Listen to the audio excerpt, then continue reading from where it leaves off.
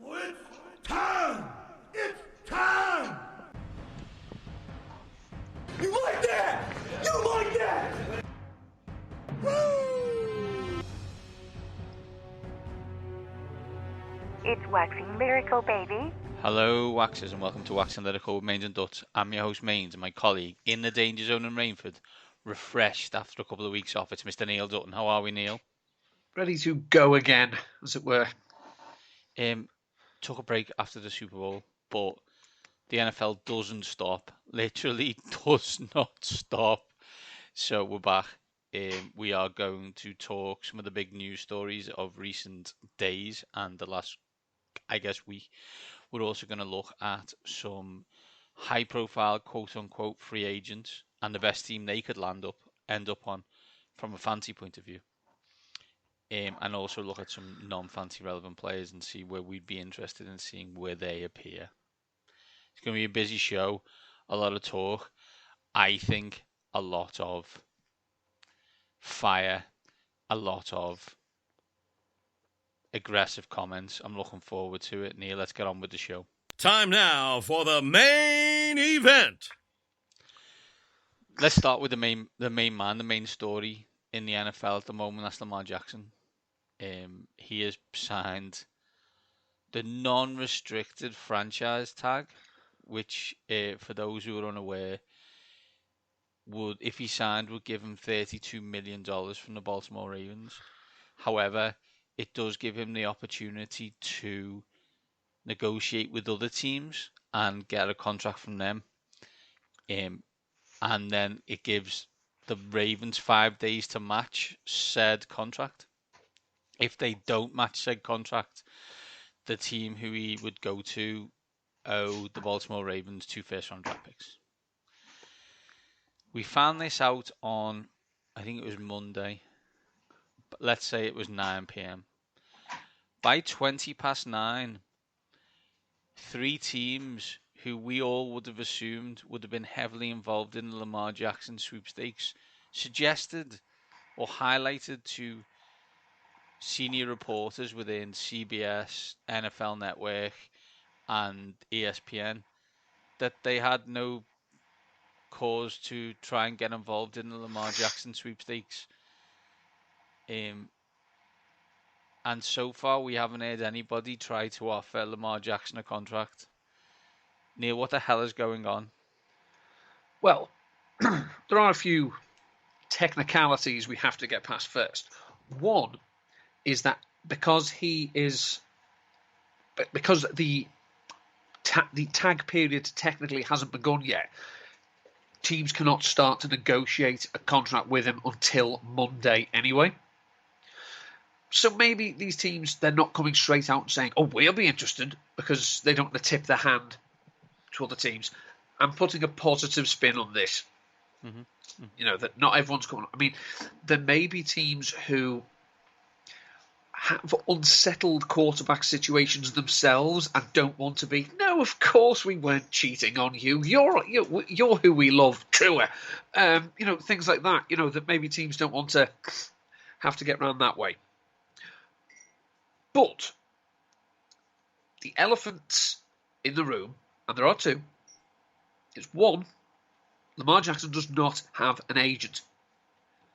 He has no one controlling the message from his side. So we're only getting the Baltimore Ravens point of view. And because of that, what we do know from various other leanings and various people talking, Lamar Jackson wants a fully guaranteed deal. Lamar Jackson wants Deshaun Watson plus money. You could argue and make a very good case that if Watson got it with his lack of success on the field and considerable issues off it, that a player who has a season in which he's won the MVP, a season in which he's led the NFL in touchdown passes, all of this, you can argue that he would warrant such a deal. The NFL, so it seems, is going out of its way to say, we are not making fully guaranteed contracts a thing. What the Browns did, we are collectively shaking our heads at them still, and we're not doing it. So what I find interesting, and I tend to agree, is I think we should never have got here. But the issue is, again, kind of the elephant in the room, as you said, is the no agent thing. Because when Lamar Jackson goes in to talk to the Baltimore Ravens about a deal, and he says he wants, as you said, let's say 230 million, 5 years, all guaranteed, and they say no, and they give reasons why, he gets offended by said reasons because they are things that, are against him. We don't think you can run a quote-unquote normal offense. We don't believe you are as durable as you believe you are. Stuff like that, he gets offended by because there's no one in the room to say, don't worry, this is a negotiation tactic, this is how this works. That's not fun. Is it concerning that in the last 2 years he's missed 40% of the games? Yes, I think it is. But is it also concerning that the most money spent on a wide receiver by the Baltimore Ravens last year was about $2 million, and I believe for the whole wide receiver room was $5 million? Yeah, concerning. Because, and I think we should be clear here, we have always believed on this show that the Baltimore Ravens are trying to win. We've always thought that, right? But the way they've treated their offense over the past 4 to 5 years suggests otherwise.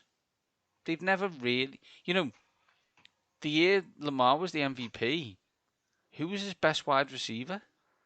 Willie Snead.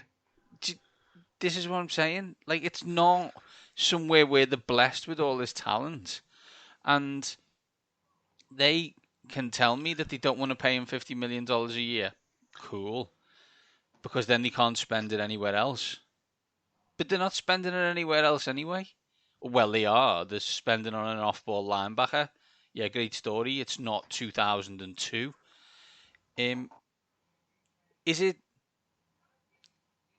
it definitely a Atlanta Falcons towing the line? Yes. Carolina Panthers towing the line? Yes. I think the Raiders and the Commanders are probably in a slightly different position because they are not money rich. And even if they wanted to get into said sweepstakes, they would have to put a vast majority of that money into escrow. And I don't believe Mark Davis or Daniel Snyder have that cash available to put into escrow.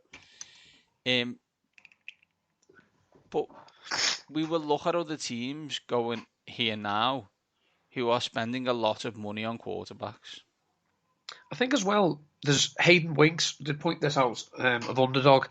By giving him the non-exclusive tag, the Ravens have achieved 2 administrative tasks. One, they can basically get another team to negotiate a deal for him and set his market. But 2, the exclusive tag would have paid $45 million. The non-exclusive plays $32. So let's assume he doesn't go out and sign someone else, and he stays and he plays under this tag in 2022. They can then tag him again next year. That tag is a 20% raise on his 2022 salary, which is $12 million a year less than the exclusive tag. So they've saved, 20% on what the second tag will be. So very clever. It just seems to me that throughout the whole era, there have just been organisational issues with the Ravens and Jackson, even when it was going well, the glory days. Indeed. Lest we forget, they drafted Hayden Hurst in the first round before they drafted Lamar Jackson. They tried to make him a gimmick piece of the offense before they realised Flacco's not getting it done. And now we've had this. As I say, this should have been sorted by now, but it hasn't. So Where does that final question here? Where does Lamar Jackson play? Where is Lamar Jackson playing week 1 this season coming up? Because of the unique situation we find ourselves in that, we have an idea of what he wants, and we know he's going to be representing himself. We don't know how. I say doesn't seem to be a restraining influence on a look. Just take this. It wouldn't shock me if this was a Le'Veon Bell situation, and he doesn't play. He just says, "No, I'm not signing it. I'm not playing." See who. We'll see who this hurts more. So, I don't think he plays for the Ravens. I don't know if he plays for someone else. I'd love to see him in Atlanta. I think, we can say what we like about Arthur Smith when it comes to designing run games. If he can get the quarterback involved, that would be great. But I think it's just as likely he doesn't play as it is he plays for the Ravens. Let's move to quarterbacks who did get paid, and we'll start in New York with Daniel Jones. Is there a better position in the NFL than being a quarterback who has played okay and is probably too good to let go of? A couple of issues that have emerged from regarding Daniel Jones over the last few days. One is, as you say, and this has become a very repeated phrase over the last few weeks for a number of reasons. A boat is a boat, but a box could be anything. It might even be a boat. We asked this question of Greg Cosell years ago about Kirk Cousins, and we said, is Kirk Cousins a franchise quarterback? And Greg Cosell said to us, in relation to what? So it was up against Tom Brady? No. Up against a rookie who's never taken an NFL snap? Yeah, probably. Daniel Jones had a very good year for a team that outkicked it outkicked what everyone thought it was going to do. Does that mean he took massive steps? Or was it just that the offense was tailored around him? I would lean more towards the second. Do we see Jones elevating to get higher than he is now? Or is this what he is? I don't know. It's hard to say. I mean, who seriously do you think would have been bidding against the Giants if he'd hit the open market?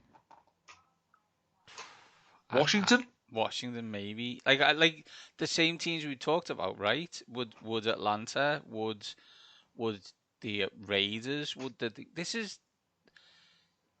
They are paying this year, I think, somewhere in the region of $40 million for Daniel Jones because he was crap the first 3 years of his career, so they didn't sign him to the 5th year option. So they're now paying $20 million plus this year because he was good. Okay, good. Was he great? I don't know. He's in the NFC. Does that help him? Yeah, probably. But if we use your example of the way the Ravens have done the tags for Jackson, Daniel Jones is getting more guaranteed money than if Lamar Jackson signs 2 franchise tags. Something is not right about that situation. That is insane. I don't there's no not in the collusion of it all, not in the someone has decreed based on maths that doing a deal like this with Lamar Jackson and doing a deal like this with Daniel Jones are both okay. And I just don't, I refuse to believe that's the case. But are we saying though, do you expect Daniel Jones to be playing for the Giants in 2026? No, not on this contract. His cap number shoots up to something like $56 million in year 3, but most of that is not guaranteed. The first 2 years are the money years, as it were. So if he is okay in year one and okay in year two, you start thinking, we're going to need to extend him because we can't keep him on that cut. If he's okay in year one, but god awful in year two, you cut. Or you say, look, you come back next year, but you're taking a pay cut. So they've painted themselves into a corner that they've got 2 years with Daniel Jones, a quarterback who has a history of being mediocre at best more often than he has of being a teammate elevator. And that's unfortunately the situation they've got themselves in. Now, they could also argue in the Baltimore Ravens of it all that he didn't exactly have a litany of weapons to throw it to. However, paying your mediocre, what we define as mediocre quarterback, $40 million probably isn't going to help that situation drastically. And also, and we'll kind of come on to it later. Free agent wide receiver pool is dog shit. Awful, yeah. So don't know how that's gonna fix it. Let's move to another quarterback got paid. One of your favourites, Neil, and a man who cost me a tandoori mixed grill about 2 years ago when that's Derek Carr. He plays the Oakland Raiders like a fine fiddler. Gets a medical and a chat in New Orleans, and then doesn't sign for them so that he can sign for them when he is released. He gets himself out of the AFC. He gets himself into, right now, is an outrageously easy division. This is a win for Derek Carr, right? Oh, yeah. The football cognoscenti, as it were, looks at New Orleans Saints, and literally it's, the Austin Powers gag, why won't you die? Why won't you just accept that you stink and commit to a tank? Whereas they're saying, no, we want to win 9 to 10 games every year and just get to the playoffs. It could happen for us. They don't want to have a 3-win season to rebuild. They're like, no, we'll just keep going. But, and this is it's not a close run thing. Derek Carr is the best quarterback in his division, a claim he could not make 3 weeks ago. And you like Derek Carr more than me, and I like Derek Carr, but he was fourth. Well, no, he was third. Sorry, because of Wilson. And he was but he was third by a distance, and now he's first by a distance. And even in the grand scheme that the Panthers take a quarterback in the draft, he's still going to be ahead of them right there. When do we always laugh at the New Orleans Saints because it's fun, right? And what people don't realize is that we just assume the cap isn't real, but they do lose players, on a regular basis. But their cap shenanigans are something to be admired. As a man who regularly looks at his credit card bill and thinks that should be lower than it is, they're just like, just get it higher, because eventually the bank are just going to give me more money because I keep on paying the minimum payment. Yeah, it's there was a sketch, the great duo of Bird and Fortune a few years ago. They're saying, we have entered into negotiations with the bank concerning our ongoing debt. And the other one said, what do you mean by that? And they said, well, the bank needs to accept the fact that we're not going to pay them. And they need to come round to this and accept it as truth. And as you say, it does affect the fact that they're not ever playing with a full salary cap, because it's always going to be a bit off next year, and then they'll have to say goodbye to one free agent. They've done a very good job of never having, say, a mass 15 of you have got to go, because they have been competitive. Have they been good? No. They play in the NFC. It stinks. So they keep their fans, they keep them hanging on. And now they're in a division that doesn't have Tom Brady. It doesn't have, competent play at the quarterback position. They could easily win this division. They could go 12-5, because they could go 6-0 in this division. So hats off. And, they've got some pieces on offense. Derek Carr is not. That's the question, Neil. That's the question: is do they have enough pieces to support Carr? Well, they've got Chris Olave, who's already a beast. They've got Raheed Shaheed, who looked, in the efficiency metrics last year, came up very well. Juwan Johnson was a nice find at tight end. And of course, they have the greatest footballer on the planet, Mr. Taysom Hill. So what could go wrong here? Nothing, Neil, nothing. Let's get on to the Seattle Seahawks, who pay Geno Smith. And I think, first of all, what I want to say is good for Geno Smith, because he has had a rough ride in the NFL for a multitude of different reasons, some of which self-inflicted, but a lot of which was just the New York of it all. And he's got himself from under that, finally played well, and now got a good contract that gives him decent money for a short period of time. His is, of the three main quarterback deals done so far, his is the shortest term, because his is essentially 1 year, and then we'll see. I mean, before last season, probably might be actually including last season, his career earnings were $17 million. He came into the league in 2013. Now, for a quarterback drafted high in the second round, to have played that long for that many teams, that's a very small amount when you consider how many quarterbacks made $17 million last season. And he played bloody well. You know, the Seahawks, the offense we thought was going to be terrible. This time last year, it was Geno in a position battle with Drew Lock. And it was a position battle. And, you know, Geno excelled. He did really well. He made the most of the weapons around him. He executed the offense the way it was drawn up. He was hampered by the fact the Seahawks defense was terrible and that they just ran out of puff towards the end.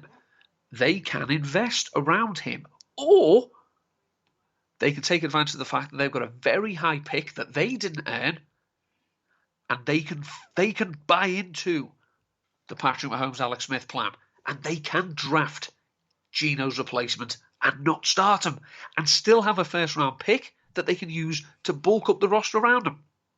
Will they? Probably not, because that's not what the Seahawks tend to do. It is the most, not logical, but it is a sensible approach to take. But if my head coach was over 70 years of age, long-term planning probably isn't in his future. So I would expect them to draft a fast lad who rushes the quarterback more than a lad who's not going to play for a whole season. They can draft a quarterback early. They only do have that option, and it is something that they may think about. I do wonder if it's something they think about next year, not this year. Now let's move on to some franchise tags on the offensive side of the ball. And basically, the running backs got franchised. That's what happened. Saquon Barkley, Pollard, Jacobs, all franchised, all earning $10 million. I was speaking to someone in work this week who is around my age and has been watching for a similar time to me. We were talking, he's a Dallas Cowboys fan, but we won't hold that against him. And we were talking about the franchise tag, and I said, I remember when running back was probably just as important as a position as quarterback. And now, basically, 3 of the top 6 running backs from a fantasy perspective got $10 million each on 1-year deals because the teams do not want to pay them. And I fully expect none of them will be on the roster of the team that they are on now in 2024. And the franchise type running backs remains cheap because teams don't want to invest long-term deals in them. They keep giving them franchise tags. So when you look at the 5 top earners at the position, it's like, oh, look, they're all on the tags. Tough titty. We're just averaging it. We don't make the rules. The Raiders look like they're going to be taking a rookie quarterback. So we know that rookie quarterbacks historically don't tend to do an awful lot in the passing game with, in terms of feeding their receivers. So it makes the most sense for them to say, no, we're hopeful to tie Josh Jacobs to a long-term deal. Bullshit. You're confident that he'll sign his tag. You'll grind him into the dirt this year with 350 touches. Then once the quarterback has got his feet wet a little bit, maybe developed a bit of rapport with Devontae Adams, you can say, thanks very much, but the 4th rounder we drafted last year will turn over the keys to him. Saquon Barkley, as you say, the Giants have got essentially $50 million devoted on their 2023 cap to Saquon and Daniel Jones. Now, justifiably so. They were their best two players last year on offense. But is it a long-term thing? Are they going to reach a long-term deal? I would think that, this is a Buffalo Bills inspired front office and head coach. They might look to think, no, we can't afford to lose Saquon now, because what if Daniel Jones turns back into a pumpkin? And the way that their offense is currently constructed with, Isaiah Hodgins as their only wide receiver, Wan'Dale Robinson might come back. They need playmakers. I expect them to be ridiculously aggressive in terms of acquiring playmakers, but they'll have to be rookies because the free agent class is awful. And, as we know, as Mike McCarthy has told us, the key to winning in the modern NFL is not to light up the scoreboard. It is to keep your defense fresh, because you lost a shootout 19-12 to the 49ers. Hook this shit into my veins forever.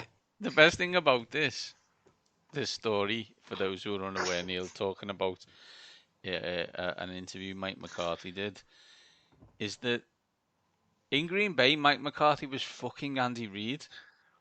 He didn't use a running back. They threw it all the time.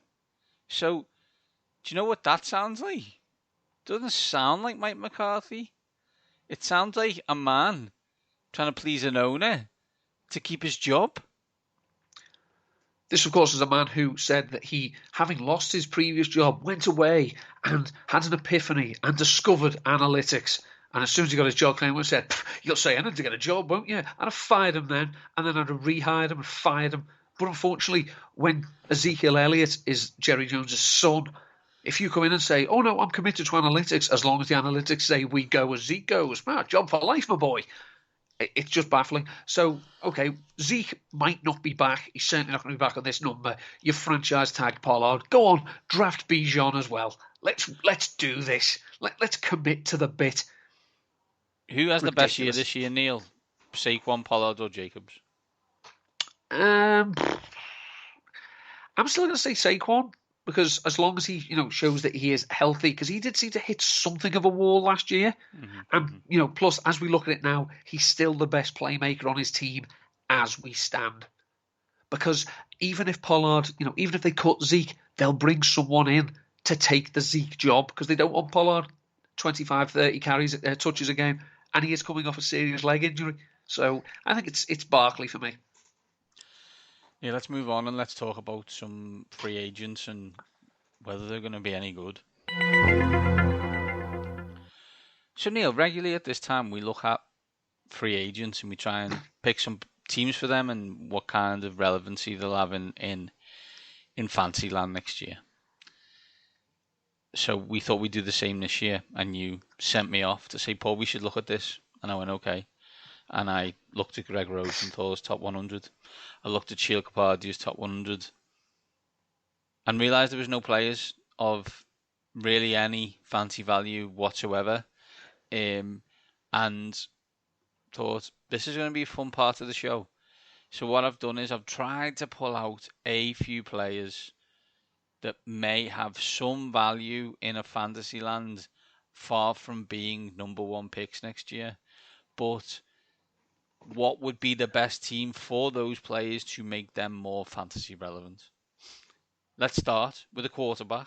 We've done a lot of quarterback talk, but there's another one, a beautiful one, and that's Mr. Jimmy Garoppolo. Where do you see Jimmy G being, and where would you want him to be to make him fantasy relevant next year? Where's the Texans head coach come from? I think he comes from San Francisco, Neil. Where's his offensive coordinator come from? I believe also San Francisco.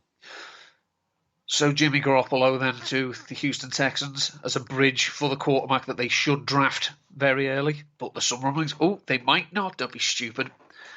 Jimmy Garoppolo, if we assume that PFF Bobby is going to run a Shanahan offense, and let's be honest, how many Shanahan disciples come out from under his wing and say, no, I'll play my own way. It doesn't happen. Presumably it's going to be some form of Shanahan offense. Well, we know that Garoppolo can execute that. His numbers last year, I mean, this will stun everyone. I'm certain that Jimmy Garoppolo led all quarterbacks last year with 4.54 yards after catch per target for his receivers. Get the ball out and let other people take it. The annoying thing is that he's actually, when he does pass deep, and this is very annoying and ironic for 49ers fans who remember when he overshot Emmanuel Sanders in the Super Bowl, is that last year his deep ball catchable pass rate was 69%, which was the fourth best among all quarterbacks. The fact he only attempted 28 deep passes, which was 33rd, is a problem. But if you can protect Garoppolo, he completes passes. Last season, when he was pressured, he completed passes. He's very good passing and very accurate passing at play action. Now, the Texans have got two good tackles. They could invest along the line as well. They've got a decent running back in Damian Pierce. They need a few weapons on the outside.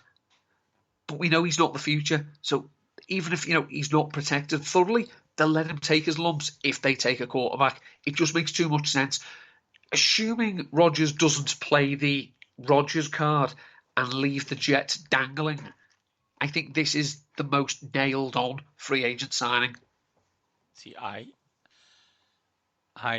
have gone with the screw you Aaron Rodgers situation, which is bound to happen at some point, and I would expect Jimmy Garoppolo to be a New York Jet, because I refuse to believe that this is just going to happen, the Aaron Rodgers thing. It's just, there's only one team communicating. I think 47 of them turned up at Aaron Rodgers' house post-darkness retreat to convince him to come to the New York Jets. Like, I know he likes that, but then he'll just be like, oh, well, I got that and it was nice, but I still want to screw over the Green Bay Packers a little bit more, so I'm going to stay for another year. That man's weird, by the way. Yeah. Like proper weird. Like, I know Green Bay, like, don't get me wrong, teams would kill for the quarterback play of your last two franchise quarterbacks. But by God, did you massage their egos in such a way that they have become two of the most obnoxious human beings on the planet? Yeah. Like, and aware of it. Oh, yeah. And aware of it. And they feed into it. I mean, it used to be, quite quirky, that we're going to run the table or RELAX. But when you think, it's like, you obnoxious prick. Yeah, exactly. At least he hasn't committed fraud on a state level. So I'm going to go Jimmy G to the Jets. They need a quarterback. Where is the New York Jets head coach from? San Francisco. San Francisco, yeah. So there is some link to them. Neil, couple of wide receivers now, both with their short names. One is OBJ and one is Juju. One of them didn't play last year. After a decent year with the Rams, and was on target to be my MVP pick for the Super Bowl, and then tore his ACL. And then Juju Smith-Schuster, who did okay for the Kansas City Chiefs. Do you see any hot spots for either Juju or OBJ? I think Juju's probably best staying where he is. He's not going to be a target hog. He had 101 targets last year, which isn't terrible. It was 31st among wide receivers. 78 receptions, 933 yards, only 3 touchdowns. He did his job. 454 of his yards came in yak, which is the 11th most among all wide receivers, and he did enjoy accurate service. But he got 3 deep targets. So, I think we've seen that Juju is not a deep threat. He is a big-bodied slot receiver who's going to be relied on, to get it in his hands and see what he does after it. And, why would you, if you could stay there on, a relative deal and be a good teammate and stay off TikTok, why wouldn't you want to play with Patrick Mahomes? The other fella, I just don't know. I mean, That's got Dallas Cowboys written all over it, right? it has, but when they're, running 35 times and passing it 15, Yeah, true. we'll see petulant OBJ, and I just don't think, McCarthy's strong enough to deal with that. I said Brian Schottenheimer certainly isn't. So it's probably Dallas, and after that, I don't care. I don't see him being a fantasy force. He might have the odd week if he scores a couple of touchdowns, but the 10 targets a game, Odell Beckham, no, that was half a decade ago. It's gone. Tight ends, Neil, your wheelhouse. Schultz and Gesicki. Where will they be, and how can they be profitable for you in a fancy situation? Well, both these players, of course, played under the tag last year. One of them, the team did use him. Dallas, bless him. Dalton Schultz was pretty much one of their only other options other than CeeDee Lamb. He did put up some decent numbers. He's not great, but he catches most things. He's okay if you target him deep. He's okay if you get the ball in his hands and has to rack up yak. He scores touchdowns. He's a decent player. Mike Gesicki, the Dolphins, literally. You've seen Brewster's Millions, haven't you? Yes. Truly one of the greatest films of all time. I'll just give you a quick preview of the plot for anyone who's not aware of it. A low minor league baseball pitcher is given 30 days to spend $30 million without accruing any assets to win $300 million. It's Richard Pryor, John Candy, great film. The Miami Dolphins last year must have been told, look, you're going to have to spend some money. Why not tag Mike Gesicki? What's the worst that can happen? Because they didn't use him. It was pointless. I mean, he played 45.7% of the snaps. He was targeted less than 10% of the time. 83 tight ends in the league last year played at least 100 blocking snaps.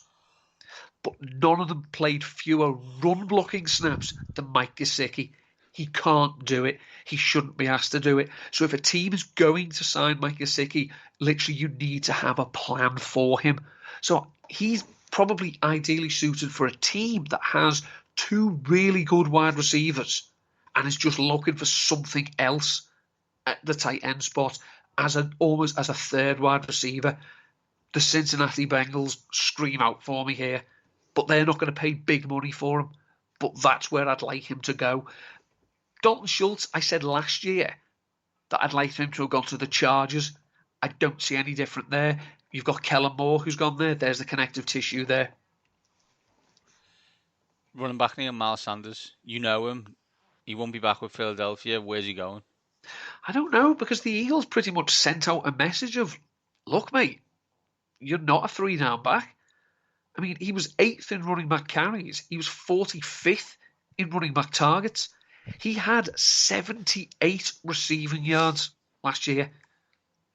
78. Do you know how many running backs had more? 69. Nice.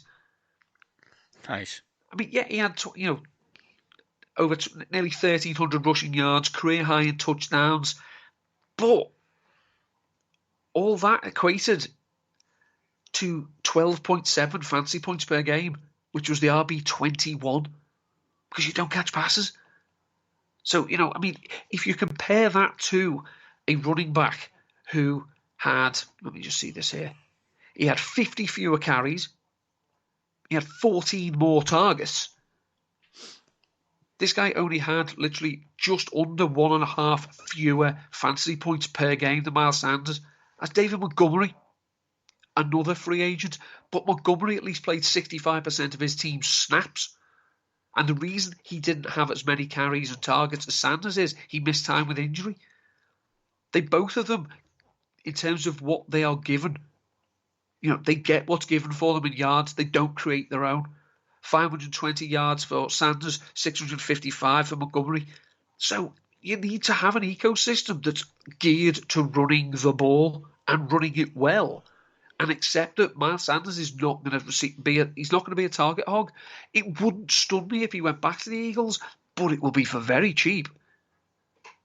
So I think it's more likely than not he's with the Eagles again, and nobody's excited by it. Neil, is there any free agents that aren't fancy relevant that you've got your eye on in terms of wonder where they're going to go? Well, with the Eagles hat on, looking at how many free agents they have, and thinking how much cap space the Chicago Bears have, Isaac Seumalo would instantly upgrade their offensive line and make things a hell of a lot easier for Justin Fields. Other side of the ball, Javon Hargrave, who's been an absolute monster for the Eagles last 3 years. Well, the Bears have 86.6 million in effective cap space, by far the most in the NFL. There's no reason for them. They shouldn't be spending that on wide receivers. Draft and develop your own, or trade for DeAndre Hopkins and then draft and develop your own. But sign Hargrave, sign Seumalo, have a look at one of these tackles who've just been released and say how much have they got left. Like, Donovan Smith. I mean, if he could only hold on to his job the way he held on to pass rushers, he'd still have a job. But, you've got Orlando Brown, who wasn't tagged by the Chiefs. People like that. They have this money to spend. I say, it's like Brewster's Millions. You've got to spend it.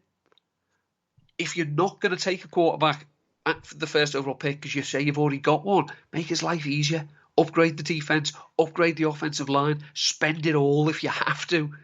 But basically, the Eagles players who don't sign with the Eagles again, I'd be interested to see where they go, considering how much influence there is in front offices around the league with with personnel directors and GMs and assistant GMs who've come from the Eagles tree. So all these players, there's a familiar face somewhere along the way. What about yourself? I've got two, Neil. One is Orlando Brown Jr., Kansas City Chiefs, was last year, played left tackle. Was okay, was good. He won the Super Bowl, it's fine. They acquired him from the Ravens and then franchise tagged him. I'm now interested to see what they're going to do, but it doesn't look like they're going to sign him, which makes me think they've got something up their sleeve that we don't know about. Now, what that is, I have no idea. However, he is a good player, and he's a left tackle who's 27 years of age. So that is a position where you go, someone's going to pay a lot of money for that, and I'm sure they will. I'm always, of course, he's a better run blocker than he is a pass blocker. So straight away you think, okay, the Bears have said they want to run the ball, so why not do that? Jesse Bates, safety, Cincinnati Bengals, again franchise tag last year. The Bengals need to save all the money as humanly possible for Jamar Chase and Joe Burrow sweepstakes. So I'm going to pay Jesse Bates because they think, and with some justification, that Lou Amarillo can turn chicken poop into chicken salad. So I don't like chicken salad either. Not that I'd rather eat chicken shit, but but yeah, Jesse Bates is a really good player, and he's been excellent for the Cincinnati Bengals in that defense. I expect him to get some decent money and to make the team better. Final one, Neil, for me, is not where he signs, because there's only one place he would sign, and that is in Philadelphia. But I'm seriously interested in what Jason Kelce does this year. He has mooted possibilities of retirement, only signed a one-year deal last year. But as with every year he plays, he's fucking great. And it's not like he showed signs that he needed to retire. But let's be honest, switch on a TV, put a TikTok on, and there's one of those fucking Kelce boys talking to you, and the ladies may love Travis and all his quips and whatever, but Jason runs the show, and he's brilliant. So he doesn't need to play in the NFL, so it's whether he wants to. Yeah, I've said this about, you look where all the Eagles' free agents are. It's on defense, aside from Kelce and Seumalo. Now, they may think that they've drafted enough that they can afford to lose Seumalo, because I think they'd love to have him back, but I think he's going to get overpaid. I think the Eagles do go out, see what the market is, come back. If we can match or better, we will. But if we can't, go with God. The Eagles will have a plan if Jason Kelce doesn't play. I don't want to see what the plan is in 2023. because it's Jason Kelsey, and I want to see 62 with Of his course. arse in the air, snapping to Jalen Hurts. But as I've said, you look, most of the Eagles' free agents are on defense. I think the way the Eagles are going to operate is, look, we've got the dudes on offense. We'll scheme the defense and do a better job than the last fella. We'll, as we said in the past, defense doesn't need to be first, just needs to be middle of the pack. Well, if you can keep the bulk of the spine together and adapt and add pieces to it, but the offense continues to operate the way it has, it's the NFC. So I think Kelsey could probably be cajoled back to, like, come on, one more job. Fantastic stuff, Neil. Neil, that's the end of the show. We are running headlong into draft season, and we're going to get some of our favourites on to talk about all your positions and all your teams, and we can't wait. Until then, Neil, where can people catch you? Only on the Twitter at Nut13, because I haven't written a damn thing. I did write a piece about tight ends who helped their stock at the scouting combine, and one who could have done better.